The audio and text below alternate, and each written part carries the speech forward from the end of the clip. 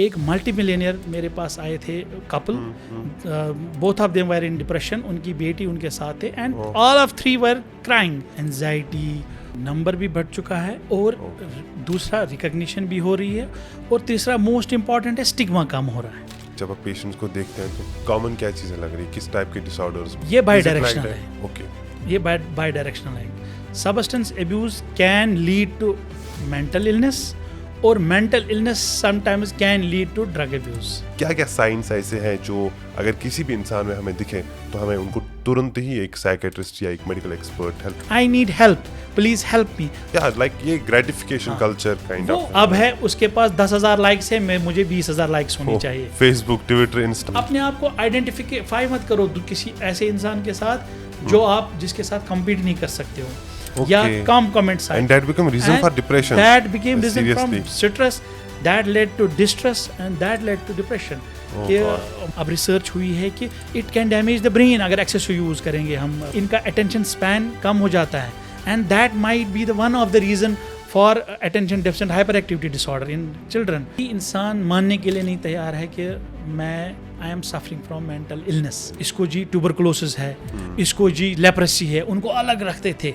जो spirituality does it anyway complement जो treatment है उसको कम्प्लीमेंट करते हैं? क्योंकि काफ़ी सारे लोग क्या है कि अगर किसी को मेंटल हेल्थ इलनेस है, रिलीजियस स्कॉलर्स के पास चले जाते हैं, चाहे विद इन एनी रिलीजन। जो स्पिरिचुअल लीडर्स हैं वो भेजते हैं हमारे पास वापस, और अगर हमारे पेशेंट कभी बोलते हैं कि हमें भी जाना है तो हम उनको रोकते नहीं। 4 सेकंड अंदर लेनी है, 4 सेकंड रोकना है, 4 सेकंड एक्सेल करना। हाँ, बट फीमेल्स भी अब आ रहे हैं for treatment. A person is highly educated but unemployed, he will definitely have some kind of mental illness. पहले तो ये क्यूरियोसिटी बनती है, फिर ये आहिस्ता आहिस्ता ऑब्सेशन बनता है, फिर ये एडिक्शन बन जाती है। पहले तो मतलब मेल्स में ज़्यादा था, अब मुझे लग रहा है फीमेल्स में ही बढ़ रहा है।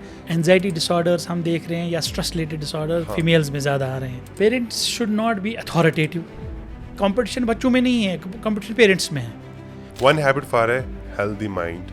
Think positive. Love or loneliness? What impacts mental health more? Both impacts. Love heals and loneliness makes it worse.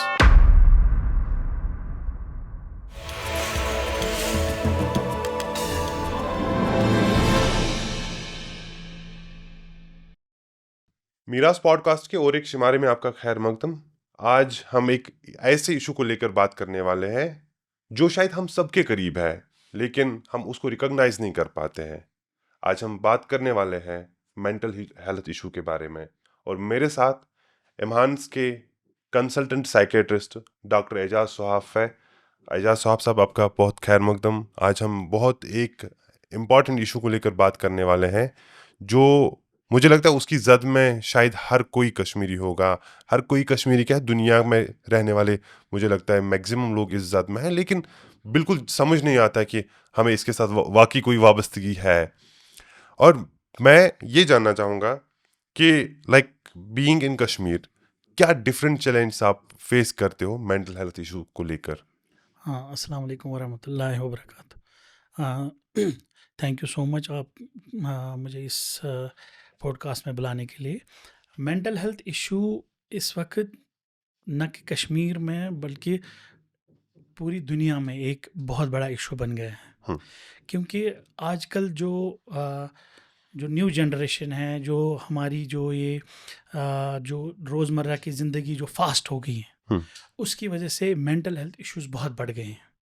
क्योंकि जो हमारी जो लाइफ फास्ट हो गई है उसकी वजह से हमारे स्ट्रेसेस बहुत बढ़ गए हैं, और जिसकी वजह से डिप्रेशन, एंजाइटी और बहुत सारे मेंटल हेल्थ इश्यूज जो बढ़ गए। That's why it has become now important to address the issue, because आज से 20 साल 30 साल पहले इतना अवेयरनेस नहीं था लोगों को इस बारे में। Now it's a very important topic, और बहुत इम्पॉर्टेंट इसलिए है क्योंकि बहुत सारे लोग इसकी जद में आ रहे हैं। हम पिछले कई सालों से देख रहे हैं कि नंबर्स बढ़ गए हैं, कि इसमें दो चीज़ें बताई जा रही हैं। एक ये कि शायद इसमें पहले से अवेयरनेस नहीं थी, तो इसलिए रिकॉग्नाइज करना टफ होता था और लोगों को समझ नहीं आता था। अब हमारे पास फैसिलिटीज़ है, मेंटल हेल्थ एक्सपर्ट्स हैं जो इस चीज़ को रिकॉग्नाइज करते हैं कि इसमें क्या इशू है, मेंटल हेल्थ इशू क्या है। इनफैक्ट हमारी सोसाइटी अभी भी रिकॉग्नाइज नहीं कर पाती। क्या ये रिकॉग्निशन का मसला है या वाकई कोई नंबर बढ़ चुका है? नहीं, नंबर भी बढ़ चुका है और ओके दूसरा रिकग्निशन भी हो रही है, और तीसरा मोस्ट इम्पॉर्टेंट है स्टिग्मा कम हो रहा है। दैट इज़ वेरी इंपॉर्टेंट, क्योंकि ओके बढ़ इसलिए ले रहे हैं क्योंकि जो हमारी जो जैसे मैंने बोला लाइफ फास्ट हो रही है, स्ट्रेसेस बढ़ रहे हैं, और बहुत सारे issue world wide within our society जो इंक्रीज हो रहे हैं, जिसकी वजह से मेंटल हेल्थ इश्यूज बढ़ रहे हैं। One second thing is recognition इसलिए हो रहे हैं क्योंकि मेंटल हेल्थ जो प्रोफेशनल्स है इनका नंबर भी बढ़ गया, ओके फैसिलिटीज़ बढ़ गई है। ओके अगर हम अपने कश्मीर जम्मू एंड कश्मीर की बात करेंगे, अब हर डिस्ट्रिक्ट में आप साइकेट्रिस्ट को देखेंगे, पहले तो बहुत कम थे, अब हर हॉस्पिटल में, जो बड़ा हॉस्पिटल है वहाँ आपको साइकेट्रिस्ट मिलेंगे। इवन हेल्थ डिपार्टमेंट में आप देखेंगे उनके भी साइकेट्रिस्ट हैं।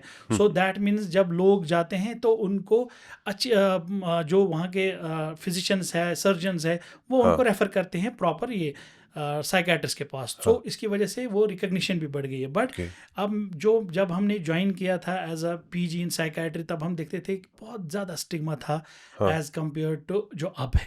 स्टिग्मा बहुत ओके कम हो रहा है, अभी भी है नो डाउट, हाँ मगर स्टिग्मा बहुत कम हो रहा है, जिसकी वजह से लोग आगे आ रहे हैं ओके जो साइकेट्रिक ट्रीटमेंट, हाँ साइकेट्रिक हाँ मैनेजमेंट हाँ के लिए साइकेट्रिस्ट के पास आ रहे हैं।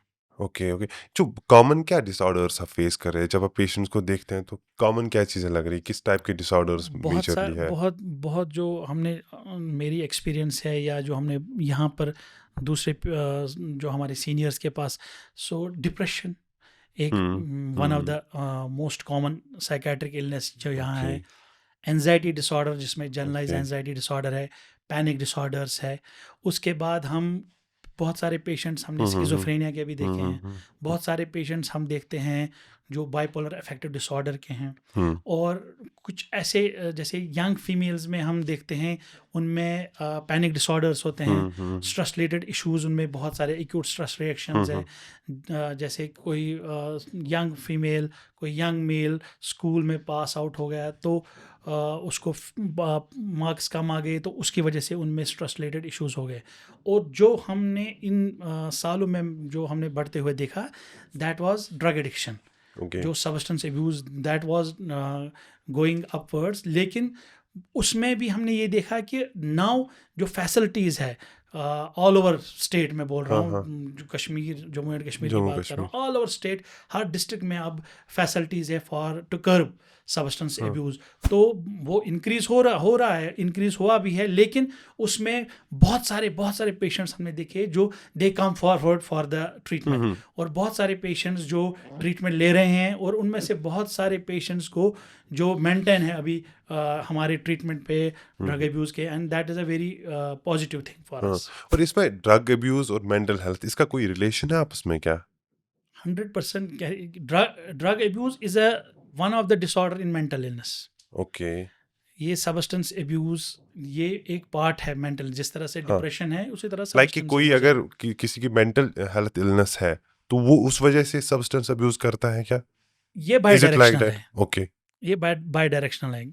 Substance abuse can lead to mental illness, और mental illness sometimes can lead to drug abuse. So these are the related issues. Okay ऐसा ये दोनों मेंटल इलनेस भी कर सकती है, ड्रग एब्यूज़ लोगों को भी मेंटल इलनेस हो सकती हैं, दैट्स वाई। और but it is not that कि जिसको मेंटल इलनेस उसी को ड्रग एब्यूज़ हो हाँ सकता है, हाँ नो, हाँ it can be any other person. Okay जो भी कोई नॉर्मल इंसान है जो अपने पेयर प्रेशर में या किसी भी वजह से वल्नरेबिलिटी की वजह से ड्रग एब्यूज़ में जाएगा, तो हाँ हाँ इट्स हाँ नॉट दैट कि सिर्फ मेंटल इलनेस, नहीं, mental illness is one of the hmm risk factor for substance abuse. Okay इसमें लेवल्स होते हैं लाइक कि डिप्रेशन है एंजाइटी है कि अगर किसी की मेंटल हेल्थ इलनेस है तो इट स्टार्ट्स विद जैसे डिप्रेशन से स्टार्ट होता है एंजाइटी से स्टार्ट होता है या बर्नआउट से स्टार्ट होता है इज इट लाइक दिस या नहीं different people can have different इसमें काइंड ये ऑफ है कि इफेक्ट्स एक तो होता है जैसे नॉर्मल स्ट्रेस, हाँ जैसे हम काम के लिए सुबह गए, बच्चा स्कूल के लिए गया, उसको वहाँ पर कोई क्वेश्चन आंसर करना है मैम के पास, या हमें ऑफिस जाना होता है, या घर में काम ज़्यादा है, तो इंसान को स्ट्रेस हो जाता है, दैट इज़ स्ट्रेस। तो उसमें आपको it is not an illness, it is not a disorder. लेकिन जब अगर किसी को खुदा न खास्ता, जैसे कोई इंसान है उसको एग्ज़ाम है, या कोई इंसान है जिसको कोई परेशानी आ गई हो, उसको बोलते हैं हम, उसको डिस्ट्रेस बोलते हैं। Normal stress is okay because it can be helpful also, normal stress.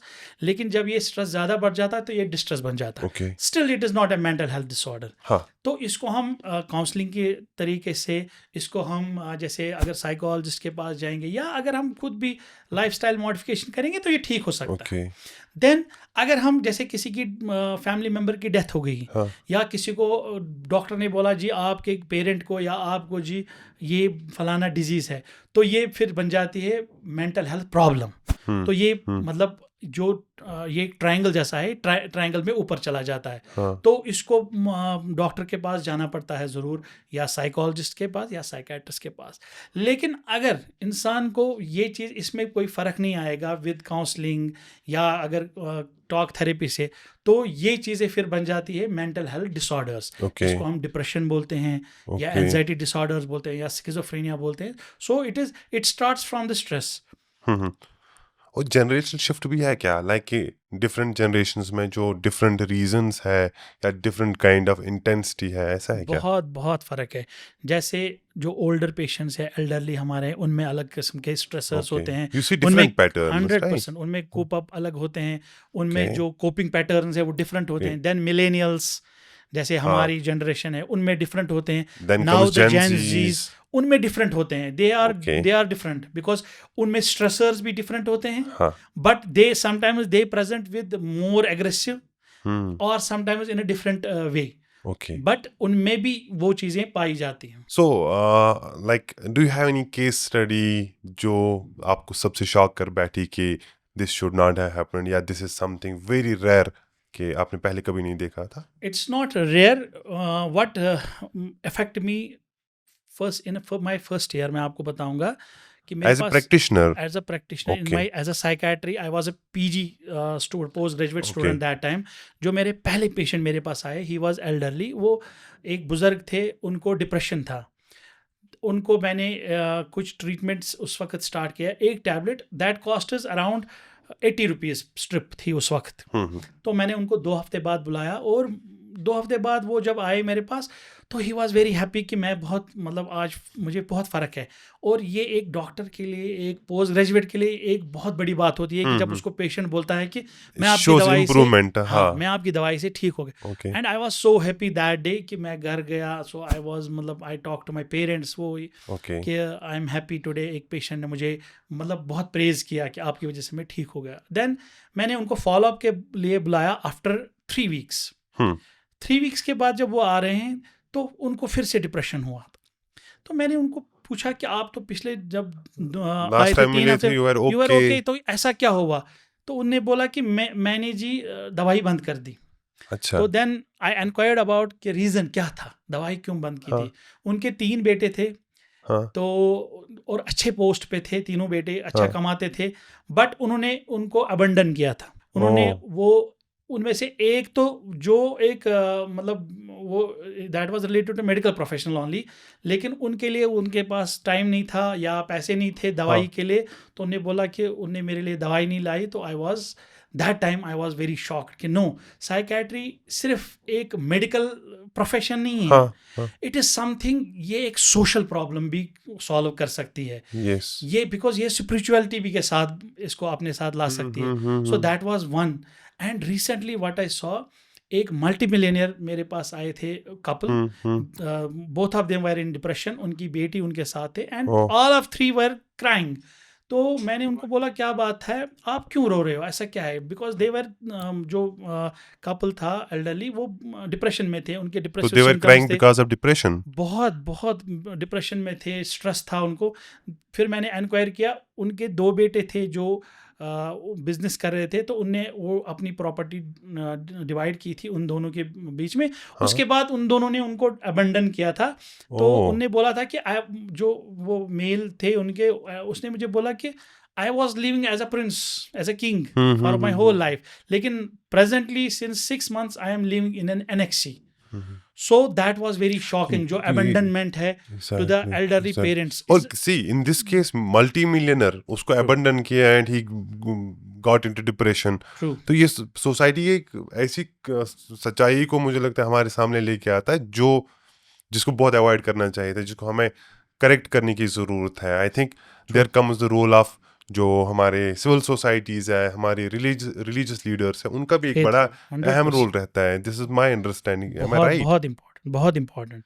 Okay. Faith leaders का, किसी भी रिलीजियस लीडर का इसमें साइकेट्रिक इलनेस, अगर जैसे इसको हम बोलते हैं एक एल्डरली अब्यूज़, हाँ हाँ अगर कोई अबंडन करेगा, नेग्लेक्ट करेगा, या फिजिकल अब्यूज़ भी आपने देखा होगा हाँ, इंटरनेट पे, या अपने बहुत पेरेंट्स को मारा है, मारते हैं, या पेरेंट्स आपने देखा, पार्टनर्स मतलब को, या लास्ट ईयर में हमने देखा कि एक बच्चा अपने पेरेंट को मार रहा था, या बहुत सारे ऐसे हाँ इंस्टांसेस हाँ हमने हाँ, देखा विद इन कश्मीर में बोल रहा हूँ। या तो it is called as physical abuse. Yes, तो इमोशनल अब्यूज़ भी होता है, नेग्लेक्ट भी होता है, अपने पेरेंट्स को ऐसे अबंडन करते हैं। सो फेथ हीलर्स, जो हमारे जो रिलीजियस लीडर्स है, हाँ हाँ, कोई भी किसी भी मज़हब के, they can talk about this. Exactly अगर वो एग्जैक्टली, खुतबे में इसके बारे में हाँ बात कर सकते हैं एग्जैक्टली, कि हाउ मच इम्पॉर्टेंट, मतलब आवर रिलीजन, या कोई भी राइट रिलीजन एक राइट, पेरेंट्स के बारे में या एल्डर के बारे में कहता है। मॉरलिटी समझाए सो कि दैट इज़ हम वेरी हमें इंपॉर्टेंट। पेरेंट्स को, हमें एल्डरली पीपल को कैसे ट्रीट करने की ज़रूरत है। मुझे लगता है कि ये तो एक केस मिलियनर, वो तो आ पाया, शायद उसके पास एक्सेस था हॉस्पिटल आने का, ट्रू। साइकेट्रिस्ट को कंसल्ट करने का। मुझे लगता है हमारी सोसाइटी में कई सारे लोग ऐसे होंगे जो साइलेंटली इस चीज़ को बियर करते होंगे और उनके पास कोई हॉस्पिटल आने की एक्सेस नहीं होगी, उनके पास रिसोर्सेज नहीं होंगे ताकि वो एक साइकेट्रिस्ट को दिखाएं। ट्रू। तो वो कितना क्या फील करते होंगे, इस सच्चाई को हमारे सोसाइटी के ज़िम्मेदार लोगों को समझने की ज़रूरत है, हमारे रिलीजियस लीडर्स को, सिविल सोसाइटीज़ को समझने की ज़रूरत है। और मुझे लगता है एक लार्ज स्केल कैंपेन होनी चाहिए ताकि इन इश्यूज़ को हम एक तो मेडिकल ट्रीटमेंट से ये ट्रीट करें, और दूसरा कि हम समाजी तौर भी इसको एक कम्युनिटी जिम्मेदारी समझें पार्टिसिपेशन। तो और ट्रीट करने की कोशिश करें। और एक चीज़ मैं समझना चाहूँगा कि लाइक हमारी सोसाइटी में अवेयरनेस की, जहाँ तक मैंने समझा है, कि बहुत कमी है मेंटल हेल्थ को लेकर। क्या साइंस होते हैं एक मेंटल हेल्थ पेशेंट में जिनको हमें बिल्कुल अवॉइड नहीं करना चाहिए, ताकि क्योंकि फैमिली का एक बड़ा रोल रहता है इसको रिकग्नाइज करने का। क्या क्या साइंस ऐसे हैं जो अगर किसी भी इंसान में हमें दिखे तो हमें उनको तुरंत ही एक साइकेट्रिस्ट या एक मेडिकल एक्सपर्ट, हेल्थ एक्सपर्ट के देखिए, पास लेके इसमें जाना चाहिए? ये है कि it depends on the age also, okay, क्योंकि जो एल्डरली है वो डिफरेंट आप प्रेजेंट करेंगे बिहेवियर साइकेट्रिक डिफरेंट होगा। इलनेस, ओके, यंग डिफरेंट करेगा, हम्म, मिडल एज डिफरेंट करेगा। ओके, अगर फॉर एग्जांपल हमारा, मैं आप पहले यंग एज में बताऊंगा, या हाँ चाइल्ड, या जो यंग हाँ एडल्ट्स है, एडोलसेंट्स है, अगर हमारे बच्चों में, अगर आपको पता चलेगा कि बिहेवियरल डिस्टर्बेंसेस हैं, हाँ, गुस्सा बहुत करते हैं, पहले ओके तो शांत थे अब गुस्सा करने लगे हैं, ओके, एक ये। दूसरा, पहले वो हर किसी के साथ मिलते जुलते थे, वो हम्म, अलग थलग रहने लगे हैं। हम्म, पहले पढ़ाई में या ठीक या अच्छा करते थे, हाँ, अब पढ़ाई में डिक्लाइन होने लगा है। हम्म, ये चीज़ें हो सकती है। हम्म, पहले अपना ख्याल रखते थे, अब साफ सफाई में वो अपना ख्याल नहीं रख पा रहे हम्म, हैं। या पहले वो उतना गुस्सा नहीं करते थे टीचर्स के साथ, या पहले शिकायत नहीं आती थी स्कूल से, हम्म, अब आने लगी हैं। तो ये these are the warning signs. Okay, ठीक है, कि समथिंग इज रॉन्ग विद, या तो हमारा बच्चा किसी बिहेवियरल डिस्टर्बेंस में है, या तो हमारा बच्चा किसी सबस्टेंस में है, या तो हमारे बच्चे को अंदर से कोई स्ट्रेस ऐसा है वो हमसे वो शेयर करना शेयर नहीं चाहता कर है। पाता है। अगर आप देखेंगे बहुत सारे ऐसे जो यंग एडोलसेंट बच्चे या बच्चियां हैं, वो सेल्फ हार्म करते हैं, अपने आप को हाँ, नुकसान पहुंचाते हैं। सेल्फ हार्म का मतलब नहीं है कि वो अपने आप को लोगों के साथ लड़ाई करना हाँ, चाहते हैं, हाँ, झगड़ा कर नहीं, वो एक सिग्नल देते हैं कि मैं हेल्प चाहता हूँ या ओके, हेल्प चाहती हूँ, I need help, please help me. तो hmm, these are the signals. Hmm, वो हमें एक as a parent, as a hmm, teacher, as a friend, hmm, as a classmate, ये चीज़ें हमें देखनी है। हम्म, और अगर अगर जैसे हम एडल्ट्स की तरफ जाएंगे, कि अगर अलग थलग रहने लगा कोई हमारा हम्म, जो एडल्ट्स है, मेल या फीमेल, और रोने लगा, बार बार क्राइंग एपिसोड्स होने लगे, खाने में मन नहीं लग रहा है, काम पे दिल नहीं लग रहा दिल है, नहीं जैसे लग, घर का काम उसमें भी दिल नहीं, अगर ऑफिस का काम है वहाँ दिल नहीं लग रहा है, हम्म, बात बात पे इरिटेशन हो रही है। So these are the signs और सिग्नल्स कि hmm, some there is some mental health issues. Issue, elderly में डिफरेंटली होता है। एल्डरली में अगर हम देखेंगे, depression presents with somatic symptoms, जैसे ओके, मोस्टली या तो वो बोलेंगे मेरा दिल तंग है, मुझे किसी में मज़ा नहीं आ रहा है, हाँ, मैं कहीं काम या कुछ खाना नहीं चाहती हूँ हाँ, या हाँ, चाहता हूँ। या वो क्या करेंगे, उनको पेन्स होते हैं, या उनको बैक पेन होती है, शोल्डर पेन होती है, हेडेक होती है, अच्छा, अप डाउन, लेकिन वो जाते हैं फिजिशियंस के पास, दूसरे डॉक्टर्स के पास, सब नॉर्मल होता है, नॉर्मल लेकिन फिर भी उनको पेन कम नहीं होता है. So sometimes it can B depression also, yes. वो हो सकते हैं. तो it is different for different, जैसे एज के हिसाब से हमें देखना पड़ता है कि कौन कैसे प्रेजेंट करेगा. ओके, डिजिटल एज में डज इट एनीवे ये कम्प्लीमेंट करता है इस क्राइसिस को? लाइक कि डिजिटल एज में मैंने कहीं से सुना कि लाइक जब लोग सोशल मीडिया पे लोगों की एक्टिविटीज़ देखते हैं, it also becomes a reason for depression. आप सोचने लगते हैं कि like this guy has a car, इस गाय के पास, इस बंदे के पास बड़ा मकान है, इस बंदे का लाइफस्टाइल बहुत अच्छा है, मेरा ऐसा क्यों नहीं है? ये जी मैं आपको बताऊंगा कि जो आजकल की जनरेशन है हम्म. या जो ज़्यादा सोशल मीडिया पे डिपेंडेंट है, या लाइक ये ग्रेटिफिकेशन हाँ, कल्चर काइंड वो ऑफ. आइडेंटिफाई करते हैं खुद को हम्म. कि अगर इस बंदे के पास ये चीज़ें हैं तो I want be like this also. Okay. अगर इसके पास, मुझे लगता है कि पहले तो ये होता था कि उसने 80 मार्क्स लाए हैं तो मेरे भी 80 होने 80 चाहिए. होने चाहिए. अब है उसके पास 10,000 लाइक्स है, मुझे 20,000 लाइक्स होनी चाहिए, फेसबुक, ट्विटर, इंस्टा है पे. ना. इनमें जो भी सोशल मीडिया है, that is one thing. Yes. Second thing is कि उसमें क्या होता है कि एक वो अपने इंसान, जो आजकल की जनरेशन की मैं बात कर रहा हूँ, उनमें क्या है, उनमें ये चीज़ें जैसे आइडेंटिफाई कर खुद को, आइडलिज्म, वो हाँ. आइडल बनाते हैं किसी ऐसे चीज इंसान को, किसी ऐसे जो भी कोई करेक्टर होता है, वो चाहते हैं कि वो भी वैसे हो. लेकिन यहाँ से उनकी कैपेबिलिटी, उनकी कैपेसिटी, उनके इकोनॉमिकली रिसोर्सेज रिसोर्सेज उतने नहीं होते नहीं हैं. होते. सो डेफिनेटली उससे वो कम रह जाते हैं, जिसकी वजह से उनको वो एक स्ट्रेस स्टार्ट हो जाता है. It starts with that also. So that's why कि जो हम भी बोलते हैं एज कोई भी साइकाट्रिस्ट, कहीं भी पोडियम पे हम अवेयरनेस प्रोग्राम्स करते हैं, हम यही भी बोलते हैं कि अपने आप को आइडेंटिफाई मत करो किसी ऐसे इंसान के साथ जो आप जिसके साथ compete नहीं कर सकते हो. और कंपटीशन जो है, कंपटीशन होना चाहिए healthy competition, not in a वे कि नहीं उसके 10,000 लाइक्स है मुझे उतने नहीं मिले.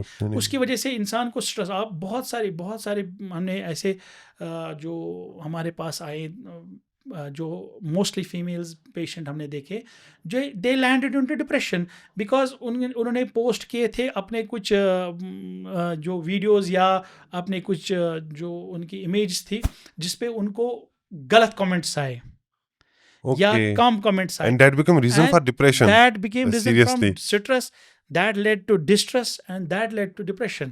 Oh कि God.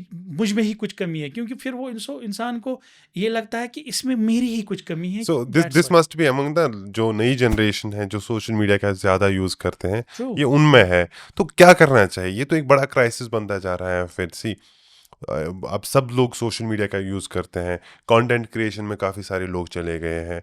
सो अगर ये लाइक्स कम आना, कमेंट्स कम आना या गलत कमेंट्स आना डिप्रेशन का रीजन बन सकता है, then it can become very grave. How can we deal with this? हम ये कहते हैं कि देखिए सोशल मीडिया ये एक गुड थिंग भी है, ये एक बैड थिंग भी है. It can be good thing in a way, आपको इंफॉर्मेशन मिलती है. It can be good thing, जैसे आप अवेयर रहते हैं कि क्या होता है हमारे इर्द गिर्द. लेकिन बैड थिंग ही जैसे अगर हम ये इसको पर्सनलाइज करेंगे, नहीं जी मुझे जी मैंने इसलिए अपनी फोटोग्राफ डाली है ताकि मुझे लाइक्स मिले, और उसमें अगर बिकॉज यू नो कि अगर आपको 100 लोग हमारे कम्युनिटी में है, 100 में से 80 हमको पसंद करेंगे, 20 नहीं कर सकते हैं, इसमें कोई प्रॉब्लम नहीं है. इसी तरह सोशल मीडिया पे भी आपको गुड मिलेंगे 80, 20 मिल सकते हैं बैड थिंग्स या डिसलाइक्स. तो उसमें अपने आप को ज़्यादा डिस्ट्रेस में नहीं डालना है. That is one thing. Second thing is always there should be a judicial use of social media. But जैसे बच्चों को पेरेंटल गाइडेंस के हिसाब से सोशल मीडिया यूज़ करना होगा.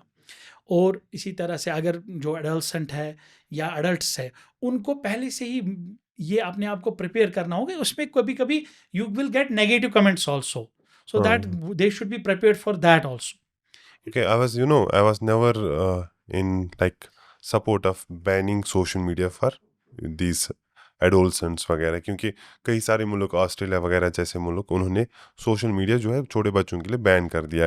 आई think do you agree with के उनका जो स्टेप था इसको ये सोशल मीडिया को बैन करने का? Do you think it should happen here also? I don't अगर आप एक एक्सपर्ट की नज़र से देख रहे हो कि इसका कितना कंट्रीब्यूशन है मेंटल हेल्थ इलनेस में, अगर सोशल मीडिया को बैन किया जाए तो उससे क्या वाकई कोई चेंज होगा, या उतना कोई मसला नहीं है, हम नहीं, उसको मैं बाकी कोई और तरीके से मैं डील कर ये सकते कहता हैं? हूँ कि आई एम नॉट सेइंग कि ban it, hmm but use it judicially hmm under the, अगर बच्चे हैं below 18, they should Okay. use it under the parental guidance. Okay That's very important, and that should be the important thing. मतलब that should be एक किस्म का legal होना चाहिए कि अंडर पेरेंटल गाइडेंस बच्चों को यूज़ करना, बिकॉज आपको पता है कि हम भी कभी यूज़ करते हैं, जैसे हम रील्स देख रहे हैं, एंड आफ्टर एवरी 5, 6 या 7 रील ऐसी रील आ जाती है जो हम किसी के सामने नहीं देख पाते हैं. यू नो दैट, मतलब that is fact to everybody. तो दैट्स वाई जो बच्चों के पास, अगर वो भी जब यूज़ करते हैं वो कार्टून्स ही देखते हैं, हमें पता है. हाँ. समटाइम्स वो कभी कोई सॉन्ग देखेंगे या राइम देखेंगे, लेकिन समटाइम्स जो आपको पता है कि उसमें कोई भी रील आ सकती है. So that's why it should B, एक तो प्रॉपर यूज़ होना चाहिए अंडर पेरेंटल गाइडेंस, और second not excessive, it should B limited. Okay because अगर बिलो 5 years या बिलो 7 years के एज के बच्चों को आप देखेंगे, अब रिसर्च हुई है कि it can damage the brain अगर एक्सेसिव यूज़ करेंगे हम मोबाइल या सोशल मीडिया. और आपको पता है कि जब हम रील्स देखते हैं, these are very short. I am talking about research, what research has been done in जो वेस्ट में हुई है रिसर्च. जैसे ये रील्स शॉर्ट होती हैं, ये जल्दी खत्म हो जाती है, तो उसमें क्या हो जाती है, इनका अटेंशन स्पैन कम हो जाता है, and that might be the one of the reason for attention deficit hyper activity disorder in children. So that's why it should B judicial use under parental guidance and for limited period. So what are the biggest mistakes when it comes to mental health, like recognition, या चाहे self recognition या लोगों का recognition? What are the biggest mistakes we make? जैसे लोगों में सबसे मैं बोलता हूँ मिस्टेक इज स्टिग्मा. Okay. कोई इंसान मानने के लिए नहीं तैयार है कि मैं I am suffering from mental illness. उनको लगता है कि मेंटल इलनेस इज समथिंग ऐसा, जैसे पहले लोग बोलते थे कि इसको जी ट्यूबरकुलोसिस है, इसको जी लेप्रेसी है, उनको अलग रखते थे. लोगों को ऐसे ही लगता है कि नहीं, ये मेंटल इलनेस है, ये कोई श्राप है. Mental illness is a disease of mind, जैसे थायराइड है, जैसे डायबिटीज है, जैसे कोई और बीमारी है. Same is true, mental illness भी एक medical And illness it needs treatment, है. simple, it needs treatment. like any other disease that's and it. अगर any other इंसान को illness. ये स्टिग्मा दिमाग से निकलेगा ना कि मेंटल इलनेस एक मेडिकल इलनेस है, तो आप देखेंगे एक तो डिसऑर्डर्स कम होंगे और पेशेंट्स आएंगे फॉर ट्रीटमेंट. जो spirituality does it any way complement जो ट्रीटमेंट है उसको कम्प्लीमेंट करते हैं? क्योंकि काफ़ी सारे लोग क्या है कि अगर किसी को मेंटल हेल्थ इलनेस है, रिलीजियस स्कॉलर्स के पास चले जाते हैं, चाहे विद इन एनी रिलीजन, चाहे इस्लाम, हिंदुज़म, बुद्धिज़्म, क्रिश्चियनिटी, तो जो गुरु वगैरह होते हैं, रिलीजियस गुरु, उनके पास चले जाते हैं. क्या कोई फ़र्क देखिए, देखने को मिलता है? एक ब्रांच में बोल सकता हूँ, या एक part of psychiatry is called as meta psychiatry. Okay. जो मेटा साइकेट्री है, that is combination of psychiatric disorders जो हम ट्रीट करते हैं with pharmacological with spirituality. Okay. बहुत फ़र्क होता है एक इंसान को. जो हम साइकोथेरेपी, जैसे हम किसी स्पिरिचुअल लीडर के पास जो जेन्युइन होगा, मैं नहीं बोलूँगा जो जेन्युइन नहीं होगा, लेकिन जो जेन्युइन होगा, वो क्या करता है, वो जैसे कोई उसके पास एंजाइटी डिसऑर्डर पेशेंट जाते हैं मोस्टली, कोई बहुत सारे स्पिरिचुअल लीडर रेफ़र करते हैं उनको हॉस्पिटल्स के लिए, साइकेट्रिस्ट के पास, बिकॉज दे थिंक कि नहीं, स्पिरिचुअल जो ट्रीटमेंट है उसके साथ साथ they need medical treatment also. बहुत सारे, पहले तो नहीं था, अब लेकिन बहुत बढ़ गया है कि स्पिरिचुअल लीडर्स ही उनको भेजते हैं साइकेट्रिस्ट के पास, ताकि आपको जी ट्रीटमेंट की ज़रूरत है. बहुत मैं लास्ट वीक की बात कर रहा हूँ. डॉक्टर्स, प्रैक्टिशनर, साइकेट्रिस्ट्स भी भेजते हैं स्पिरिचुअल लीडर्स के पास, ऐसा होता है? पहले भेजते थे. पहले मेरे सामने ऐसे केसेस हुए हैं कि वो बोलते थे कि नहीं, हाँ जाते हैं, आप जा सकते हो. लेकिन मुझे अगर कोई ऐसे, जैसे पर्सनली मेरे पास कोई पेशेंट आता है, जी मैं वो स्पिरिचुअल लीडर के पास जाता हूँ या स्पिरिचुअल फेथ हीलर के पास, मैं कहता हूँ ओके, आप जो उनकी तरफ से कोई भी ट्रीटमेंट है, आप जो भी उनकी तरफ से आप ले रहे हैं, you can continue that, but don't stop my treatment. And मुझे लगता है कि वाइस वर्सा भी वहाँ से आप वैसा ही आ रहा है. हाँ, देयर आर इंस्टांसेस जब हमने सुना है या पेशेंट्स ने बोला है कि जी मेरी दवाई बंद की गई है, उसने बोला जी आपको पोजेशन है, आपको जी आपके अंदर जो गोस्ट है वो ये, तो आपको मेंटल इलनेस नहीं है, तो उनके फिर से ट्रीटमेंट्स बंद किया गया था, उसके बाद उनके सिम्टम्स फिर से आए हैं। ऐसे मैंने इंस्टेंस बहुत कम देखे, देखिए लेकिन अब बढ़ गया है कि स्पिरिचुअलिटी जो है जो स्पिरिचुअल लीडर्स हैं वो भेजते हैं हमारे पास वापस, और अगर हमारे पेशेंट कभी बोलते हैं कि हमें भी जाना है तो हम उनको रोकते नहीं, हम उनको बोलते हैं वो कंटिन्यू कीजिए, but continue our treatment at the same time. But there is a connection between spirituality Okay. and जो mental illness है, उनमें Illness बहुत सारे, treatment. उसमें बहुत सारा हीलिंग पावर है, नो डाउट। और एक लाइक हमारी सोसाइटी में एक कॉन्सेप्ट है कि अगर किसी में मेंटल हेल्थ इलनेस है, इसको उम्र भर दवाइयों पे ही रखना है, या कहीं पे ये भी माना जाता है कि ये तो फिर ठीक नहीं होता है। तो क्या इसको ट्रीटमेंट के जरिए मैनेज किया जाता है, या देयर इज लाइक 100% क्योर है? इसमें इट इज़ ट्रीटेबल, बिकॉज अब मैं आपको बताऊंगा कि ये भी एक स्टिग्मा का पार्ट है। ओके। हमारे पास पेशेंट्स ट्रीटमेंट छोड़ देते हैं, वो बोलते हैं क्योंकि इसको पूरी ज़िंदगी खाना पड़ेगा। हाँ बट हाँ, देयर आर कॉन्सेप्ट है, डिसऑर्डर्स, नहीं नहीं पच्ची दवा क्यों उम्र में करो ये। देयर आर डिसऑर्डर्स जो जिनको, जैसे आपको पता है डायबिटीज़ है, हाइपरटेंशन है, यस हाइपोथायराइडिस है, यस तो यस। उनको तो पूरी ज़िंदगी लेना पड़ता है। उस वक्त कोई बात नहीं करता है कि इनको इशू जी, हाँ, ये पूरी जिंदगी खाना पड़ेगा, उम्र भर खाना पड़ेगा, उस राइट? वक्त सब बोलते हैं कि नहीं कोई बात नहीं। हाँ और ठीक है। पेशेंट्स 20-20 साल कोई भी एक एंटी हाइपरटेंसिव लेते हैं, थायराइड की दवा लेते हैं, हाँ फिर कंटिन्यू करते हैं। वो कभी भी ये नहीं सोचते हैं कि नहीं मैं बंद करूं कि ना करूं। लेकिन साइकेट्रिक इलनेस में हमारी बुक्स में लिखा है, जैसे डिप्रेशन है उसमें ट्रीटमेंट लिखा है कितने साल लेना है, उसके बाद हम कोशिश करते हैं कि इनको कम करें। दूसरा इसी तरह एंजाइटी डिसऑर्डर में बहुत सारे पेशेंट्स हैं, मतलब जो सुनते हैं इस वक्त सुन रहे होंगे, मैंने उनकी दवाई बंद की है। उसी तरह बहुत सारे जो हमारे सीनियर्स हैं या हमारे कलीग्स हैं, उन्होंने भी बहुत सारे पेशेंट्स की दवाई बंद की है, और जब वो ठीक हुए हैं। लेकिन कुछ ऐसे डिसऑर्डर्स है, जैसे मैंने बोला क्रॉनिक डिसऑर्डर्स, उनको आपको मिनिमल डोजेज पे दवाई कंटिन्यू करनी पड़ती है, जो क्रॉनिक डिसऑर्डर्स है, तो उसमें हम बंद नहीं कर सकते। तो स्लीप या जो प्रॉपर डाइट खाना या फिजिकल एक्टिविटी है, उसका कितना कनेक्ट है, कितना असर है मेंटल हेल्थ के साथ? स्लीप डिसऑर्डर, अगर स्लीप प्रॉब्लम्स इंसान को होंगी, वो बहुत अफेक्ट करते हैं इंसान के मेंटल हेल्थ को। ओके। इसी तरह डाइट भी, अगर हाँ हम ऐसी डाइट करते हैं जिसकी वजह से मेंटल, क्योंकि अब एक नया कॉन्सेप्ट आ गया है ब्रेन गट एक्सिस, जो हम खाते हैं गट में, उसका सीधा असर पड़ता है ब्रेन पे। अगर ब्रेन में कोई, अगर आप ब्रेन में कोई प्रॉब्लम होती है, उसका सीधा असर पड़ता है गट पे। Gut so health brain gut axis has very important. Hmm that's why मैं अपने पेशेंट्स को, या बहुत सारे मेरे कलीग्स भी बोलते हैं, हम उनको बोलते हैं ABCD। Educate sleep is important, okay, balanced A diet B is C D। D and E. Educate sleep, Advocate sleep, balanced diet, balanced diet. Then C is connectedness. Connectedness with connectedness. family, connected with Okay. friends, with society. This is very important. Okay. We need that connect. Okay. जो आजकल बहुत कम हुआ है because of बहुत सारे, जैसे जो mobile usage है, हाँ हम एक ही घर में होते हैं लेकिन कनेक्टेड नहीं होते। या so connectedness is very and then important. D। Then D is deep breathing exercise. Okay तो हम ये 10 मिनट 5 मिनट कर सकते हैं सुबह शाम।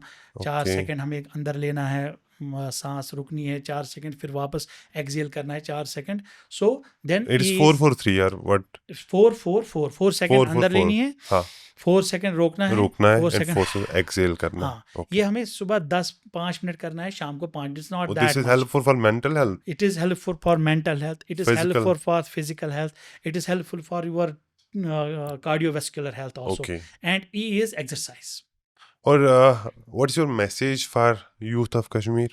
I want to tell them कि first thing is just don't make yourself एक जो रेस में मत पड़ाओ अपने आप को कि मुझे जी मार्क्स हाईएस्ट लेने हैं। Just try to be knowledgeable as far as हाँ। you can. One second thing is अपने आप को ड्रग्स या सब्सटेंस अब्यूज से दूर रखो जितना भी हो सके, स्ट्रेस से दूर रखो जितना भी हो सके, because life is very beautiful, life is beyond that. So it is for them. I want to tell my youth. Okay, what exactly आपने सब्सटेंस अब्यूज की बात की, what exactly drives people towards substance abuse? Is it like कि यही they don't want to live real self? कभी ऐसा होता है दे गेट इनटू कि मुझे ऐसा बनना है, ऐसा बनना है, ऐसा बनना है, and they get into substance abuse. That is one of the chunk. Okay, that's one thing. First What thing what are is what are the other? first Let's thing is talk about major issues. peer pressure. Peer pressure is one. For important peer pressure, उसमें Gratification culture is gratification, second. curiosity. Okay, They want to test. okay. ठीक है. That's third thing. Then stress. Okay, that's the Stress fourth thing. due to academics, due to अगर they have some family Might be affairs. financial also. Anything. Okay. Anything. For example, a person is highly educated but unemployed. He will definitely have some kind of mental illness. He might be develop this kind of behaviors. He might indulge into substance Like you abuse. have treated lot of people, lot of youngsters. उनमें सबसे ज्यादा जो reason बना है वो कौन सा reason बना है? फर्स्ट रीजन जो हमने देखा आजकल, एक तो पेयर प्रेशर. Okay. एक दोस्त दूसरे दोस्त को, तीसरे दोस्त, ये चेन बन जाती है Okay. इनकी. Then second thing is curiosity. Oh. And And third curiosity के बाद फिर वो इसी में चले गए. 100%, because first thing they will say okay, ये तो हाँ, क्यूरियोसिटी में तो एक बार इंसान एक यूज बार कर इंसान लेगा. ओके, ये लेट मी कैसा है? टेस्ट दिस कैसा है. देन जो सबस्टेंस है वो नहीं छोड़ता है. ओके. इट बिकम, पहले तो ये क्यूरियोसिटी बनती है, फिर ये आहिस्ता आहिस्ता ऑब्सेशन बनता है, फिर हाँ. ये एडिक्शन बन जाती है. ओके. फिर ये इंसान को, बिकॉज जब एक बार इंसान, फॉर एग्जांपल किसी इंसान ने एक बार लिया, तो फिर उसको उसकी क्रेविंग हो जाती है. उसका अगर नहीं मिला तो विड्रॉल स्टार्ट हो जाते हैं. इसको फिर लेना जरूर पड़ता है. Okay. That's why curiosity can lead to drug addiction. Okay. Then easy availability. अगर कहीं ये इजी अवेलेबल है फ्रेंड्स में या कहीं और, तो that is one of the reason also. Okay. Do we have any data जो बताता है कि लाइक कि अगर हम कश्मीर की बात करें, डिस्ट्रिक्ट वाइज सब्सटेंस अब्यूज कहाँ पे ज्यादा हो रहा है? लाइक किस डिस्ट्रिक्ट में ज्यादा अवेलेबिलिटी है और लोग ज्यादा इसमें चले गए हैं? Is it there I think any data, proven data? Let's ऐसा नॉट. नहीं प्रूव, मतलब हाँ. रिसर्च नहीं है, but I think it is, मतलब मुझे लगता है हर जगह इस वक्त ज्यादा है ओके. पेशेंट्स, So, क्योंकि हर हाँ. हॉस्पिटल में इस वक्त चल रहे हैं एडिक्शन ट्रीटमेंट फैसिलिटीज. ओके. बहुत हॉस्पिटल्स में चल रहा है ओपियाइड सब्स्टिट्यूशन थेरेपी, Okay. जो सेंटर्स हैं. हाँ. और कुछ हॉस्पिटल्स में चल रहा है drug de addiction centres. Centres, या. ठीक है. और हर सेंटर आप देख रहे हैं वो भर के हैं. हाँ. एवरी जो डिस्ट्रिक्ट है वहाँ पेशेंट्स है, और बहुत बहुत बढ़ रहे हैं पेशेंट्स. अगर मैं नहीं चाहता जेंडर बेसिस पे इसको देखा जाए, बट हाँ, we see everything from the gender prism, gender perspective.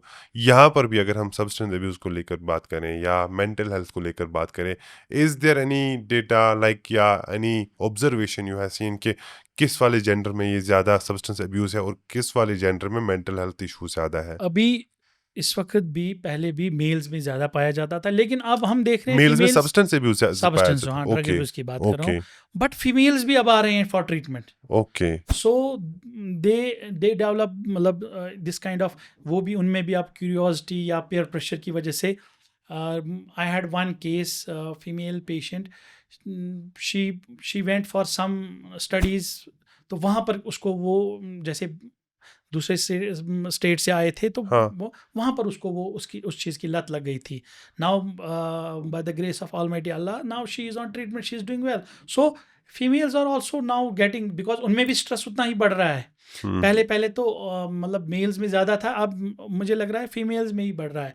So that is also one of the important thing. अगर हम रूटीन के हिसाब से देखेंगे आपके हॉस्पिटल में, इम्हांस में या SMH में आप प्रैक्टिस करते हैं, तो रूटीन बेसिस पे सब्सटेंस अब्यूज वाले कितनी लड़कियां आपके पास आती हैं?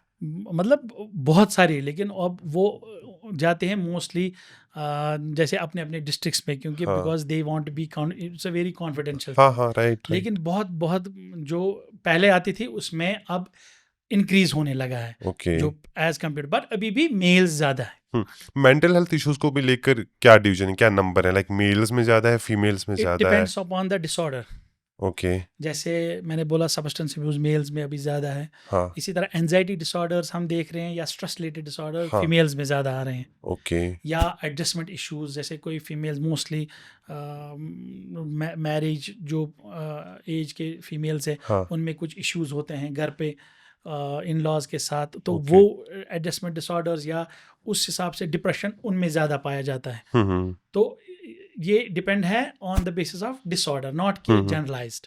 सो ये पूरी क्राइसिस में पेरेंट्स का क्या रोल रहता है कि लाइक अगर हम like how should parenting B exactly? Parents should not be authoritative, okay it should be very integrative and friendly, but it should Okay. Not be मतलब जैसे हम जैसे आपको एक अपने बच्चे को आपको उसको सर्वेलेंस पे नहीं डालना है कि कहाँ जा रहा है क्या करना है, but you have to keep eye on the your child, one. Second thing is आपको अपने बच्चे के साथ बात करना है ओके कि उसको कोई प्रॉब्लम तो नहीं है, स्कूल में कोई स्ट्रेस तो नहीं है, वेदर हाँ मेल और फीमेल। हाँ अगर और आपके बच्चे में आपको कोई बिहेवियरल डिस्टर्बेंस लगा, बच्चा आपके साथ आजकल नहीं बैठ रहा है, बच्चा आपको आपके साथ गुस्सा कर रहा है, तो you should talk to them कि हाँ क्या हुआ है। अगर आप नहीं बात करें, सिबलिंग से बात करवाए, हाँ या अगर नहीं करे तो अगर जिसके साथ उनकी अच्छी बनती उनसे बात करवाए, but a parent should be a friend also, that's हाँ very important, one. Second thing is आपको ये जैसे फॉर एग्जाम्पल ग्रेड्स में कमी आ रही है, हाँ तो हम एक बच्चों के दरमियान कंपटीशन नहीं कराना है। देखिए जी, उसके बच्चे को 90% है, आपको 95 आने चाहिए।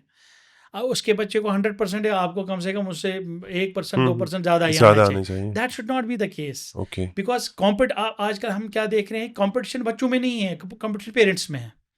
तो we should not do that. हाँ, अपने बच्चे को आप अच्छा पढ़ाए, अच्छी तालीम दीजिए, लेकिन उनको मशीन नहीं बनाया। हम अपने जो कहते हैं कि अपने प्रोजेक्शन जो हमारे अंदर दिल में होते थे कि मैं ये करता या मैं ये करती, वो हम अपने बच्चों पे थोप देते हैं। We should not do that. It should be simple. बच्चा बच्चा बोलेगा कि मतलब जिसकी उसकी कैपेसिटी है वो उतना करेगा। उससे ज़्यादा अगर आप बच्चे पे प्रेशराइज करोगे तो वो कम हो जाएगा विद इन प्रेशर, या तो उस पर मेंटल इलनेस आ जाएगी, ओके या तो फिर वो ऐसे मतलब बिहेवियरल डिस्टर्बेंस ऐसे होंगे कि आप फिर उसको कंट्रोल नहीं कर पाएंगे। So parental should be very integrative, it should be very very calm and cool. मतलब पेरेंट्स को, हाँ, we have to take care of kids, हमारे बच्चे।